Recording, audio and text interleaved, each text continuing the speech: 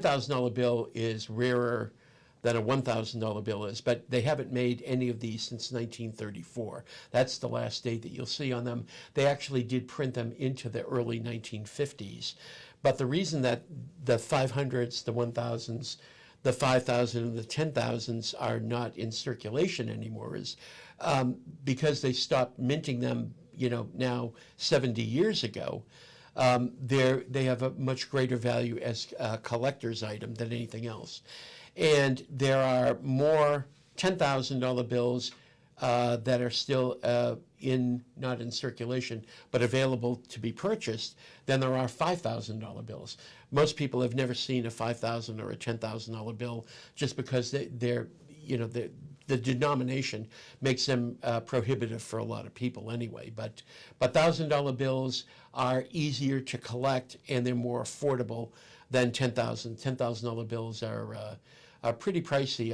It's hard to find one in decent condition under $100,000 now, where you can find a relatively nice $1,000 bill for, between $2,000 and $3,000. Yeah. Why did the Treasury start printing those denominations? Well, the Treasury, it started because obviously there was an easiest way to exchange money.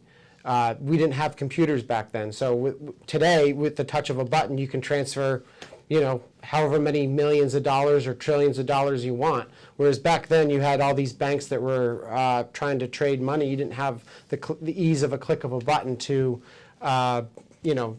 exchange money. So you needed to print these really, really high denomination bills to make it easier to, pay debts or to, move money between banks.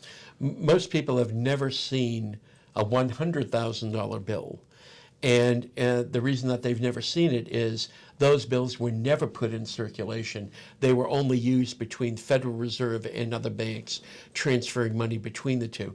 The only place I've ever seen them has been in a U.S. Treasury Department display at a coin show somewhere. But that's the highest denomination that we've ever printed, has been $100,000. And that's Woodrow Wilson, I believe. That's right. You got Woodrow Wilson on the 100,000. You got Chase on the 10,000, Madison on the 5,000, Cleveland on the 1,000, and McKinley on the 500, and then of course Big Ben on the 100. Right. And an interesting question is, why aren't they still printing with the cost of things today, 500s and thousands?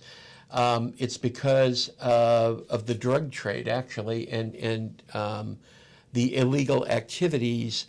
They tended to want to use the highest denominations of bills available. That's why the highest denomination today is 100, because if you're trying to transfer $100,000 worth of cocaine into actual bills, it would take an awful lot of $100 bills to accomplish that. So, believe it or not, it's the drug trade and illegal activity that have caused the U.S. Treasury to stop printing anything higher than a $100 bill.